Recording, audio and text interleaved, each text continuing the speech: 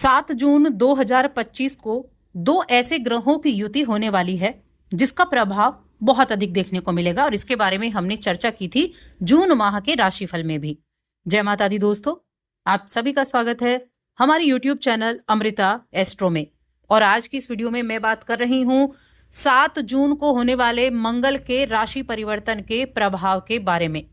देखिए, काफी लंबे समय से जो मंगल का गोचर है वो कर्क और मिथुन राशि में चल रहा था, यानी कि कर्क राशि में काफी लंबे टाइम से हैं, जो कि इनकी नीच की राशि होती है।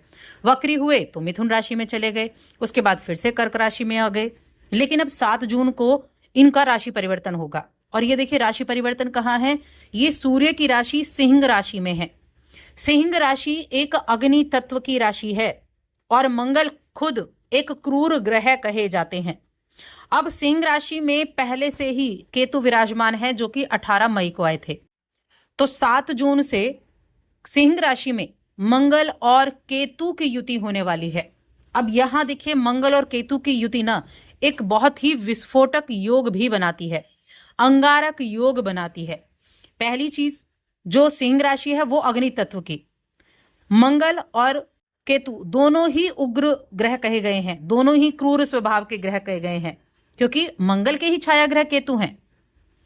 अब इन दोनों ग्रहों का एक साथ होना ये बहुत अधिक परिवर्तनकारी होगा। कुछ चीजें अच्छी भी होंगी तो कहीं ना कहीं ये आपको नुकसान भी दे सकता है, लेकिन कैसे दे सकता है? हर किसी व्यक्ति के राशि के अनुसार। मैं यहां बात कर रही हूं कुंभ राशि की, कि कुंभ राशि के जातकों के लिए ये आपके सप्तम भाव में युति होगी, क्योंकि सप्तम भाव में सिंह राशि आती है, जहां केतु विराजमान है, राहु आपकी राशि में विराजमान पहले से ही है। अब 7 जून से आपके सप्तम भाव में ये योग बनने वाला है और 28 जुलाई तक रहेगा। काफी लंबा टाइम है। देखिए, इस योग को अंगारक योग भी कहते हैं, इस योग को विस्फोटक योग भी कहते हैं, इस योग को कुंज केतु योग भी कहते हैं।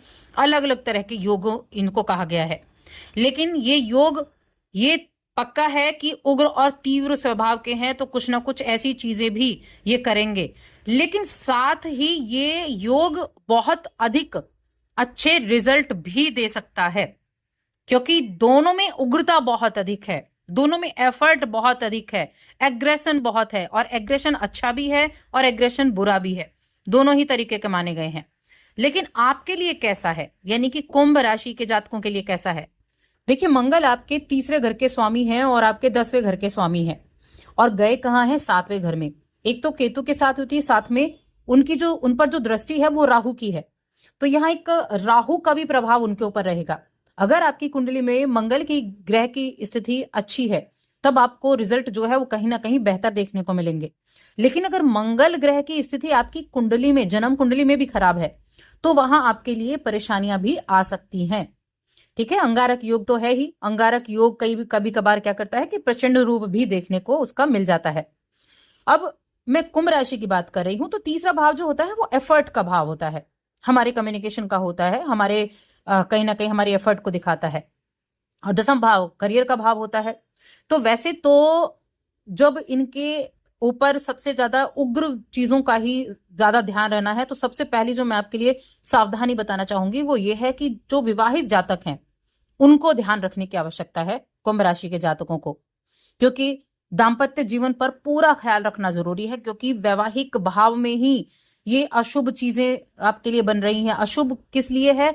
अशुभ इसलिए है क्योंकि उग्रता देखने को मिल सकती है, गुस्सा बहुत ज्यादा बढ़ सकता है, बेकार की यात्राएं आपके लिए हो सकती हैं। अगर आपके लिए कोई यात्रा आपको सुटेबल नहीं लग रही है तो उसको आप टाल सकते हैं। लेकिन अभी आज के जो समय है वहां देखिए, अगर आप अपनी बिना यात्रा के कार्यों को पूरा कर सकते हैं, कुछ यात्राएं अगर आपको कामकाज के सिलसिले में करनी हो तो उनको बिना यात्रा के अगर आप कर सकते हैं, फेस टू फेस ना मिलकर वीडियो कॉल के माध्यम से आप कर सकते हैं, तो आप जरूर करें। इस चीज का ध्यान आपको रखना है। अगर आप किसी चीज को खरीदना चाहते हैं, प्रॉपर्टी वगैरह आप खरीद रहे हैं, तब भी मैं आपको कहूंगी कि आप उसका अच्छे से जांच पड़ताल कर लें, परीक्षण कर लें, उसके बाद उस डील को आगे बढ़ाएं। कोई भी रियल एस्टेट से जुड़ा, कोई भी मकान से जुड़ा, भूमि से जुड़ा, वाहन से जुड़ा कोई भी कार्य है, तो उस चीज के लिए आपको अच्छे से डील करनी होगी। हाँ, पुराने कामों को आगे बढ़ाने के लिए अच्छा है, क्योंकि मंगल की जो उग्रता है उसको राहु और अधिक बढ़ा देंगे। साथ में केतु के साथ तो विराजमान वो है ही, लेकिन अच्छी चीजें क्या होंगी, तो देखिए मंगल का ये प्रभाव 7 जून से 28 जुलाई तक का मैं कहूंगी साझेदारी में काम कर रहे हैं, तो कुछ नए चीजें आपके सामने जरूर निकल के आएंगी। और ये जो परिवर्तन है ये आपके लिए कुछ साझेदारी को भी जोड़ सकता है, कुछ साझेदारी के अवसर भी आपके जीवन में आ सकते हैं। ऐसा नहीं खाली आपके लिए नेगेटिव चीजें ही लेकर आएगा।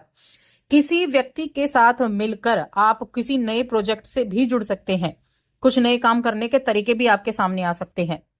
और किसी भी तरह के समझौते को जब आप करते हैं ना, तो जल्दबाजी ना करें। देखिए मंगल उग्रता है और केतु भी क्या जल्दबाजी दिखाएगा, और राहु तो खुद उग्र है, राहु की दृष्टि है। राहु तो कहता है जो सोच लिया है फटाफट इस चीज को कर लो। तो इस चीज को बस थोड़ा सा आपको पेशेंस के साथ करना है, चीजों को अच्छे से समझ के तब उन पर डिसीजन लेना है। अगर आपने समझदारी से करते हुए हर चीज पर अच्छे से फोकस करते हुए आप डिसीजन लेंगे तो वहां बहुत सारी चीजें आपके लिए अच्छी हो जाएंगी। इसीलिए बस कोई भी कार्य कर रहे हैं उसमें आपको जांचना परखना ज्यादा जरूरी होगा। प्रेम जीवन, वैवाहिक जीवन, तो वैवाहिक जीवन में मैंने आपके लिए कहा कि थोड़ा सा वाणी पर कंट्रोल करें। कम्युनिकेशन का भाव है तीसरा भाव, तो दूसरा भाव कौन सा है, वाणी का है, जहां पर शनिदेव मौजूद हैं। तीसरे भाव के स्वामी कम्युनिकेशन के 7वें भाव में है, तो यहाँ थोड़ा सा ध्यान रखने की आवश्यकता जरूर होगी। वाणी पर, शब्दों पर नियंत्रण रखें, क्योंकि कई बार क्या होता है बातचीत में बड़ा एकदम उग्रता आ जाती है और बिना वजह के कलेश हो जाता है, तो ये थोड़ा ध्यान रखें। रिश्तों में जोश जरूर रहेगा और रिश्तों में उत्साह भी रहेगा, ऐसा नहीं जोश रहेगा, लेकिन कई बार क्या होता है जोश में होश व्यक्ति खो देता है, तो ध्यान रखें इस चीज का। दाम्पत्य जीवन में खास तौर से और व्यापारिक मामलों में जैसा मैंने कहा उस चीज के लिए आप थोड़ा ध्यान रखेंगे। और साथ में कुछ पुराने कामों में आगे बढ़ने का योग आपके लिए बना हुआ है। और देखिए कुछ चीजों को आप अपने पेशेंस से ठीक कर सकते हैं, कुछ चीजों को पेशेंस से बिल्कुल ठीक कर सकते हैं। मंगल आपके करियर के लॉर्ड भी हैं और मंगल का जो गोचर है वो सप्तम में है, तो देखिए कार्य में कुछ ना कुछ परिवर्तन देखने को जरूर मिलेंगे। ये समय आपके कार्य में परिवर्तन भी लेकर आएगा, किसी ना किसी तरह का कुछ नए चीजें जुड़ेंगी, कुछ नए चीजों से आप जुड़ पाएंगे। सिंह राशि सूर्य की राशि है, मंगल के मित्र की राशि भी है, लेकिन कहते हैं ना कि जब क्रूर ग्रह देख रहे हो, एक साथ क्रूर ग्रहों की दृष्टि आ गई हो, तो चीजें कहीं ना कहीं वो डिसबैलेंस हो जाती हैं। तो इसलिए बस सावधानी ही सबसे ज्यादा है और उपाय बहुत ज्यादा जरूरी बन जाते हैं यहाँ पर कि उपाय कैसे हैं। अब यहाँ देखिए उपाय कैसे करने हैं आपको। एक तो अपने घर में प्रतिदिन कपूर जलाना शुरू करें, कपूर जलाएं, और साथ में गुड़ का दान करेंगे तो बेहद अच्छा रहेगा। शनिवार के दिन शनि चालीसा का पाठ जरूर करें और मंगलवार के दिन गुड़ का दान जरूर करें। तो बस आज की इस वीडियो में इतना ही। वीडियो कैसी लगी हमें कमेंट करके जरूर बताएं।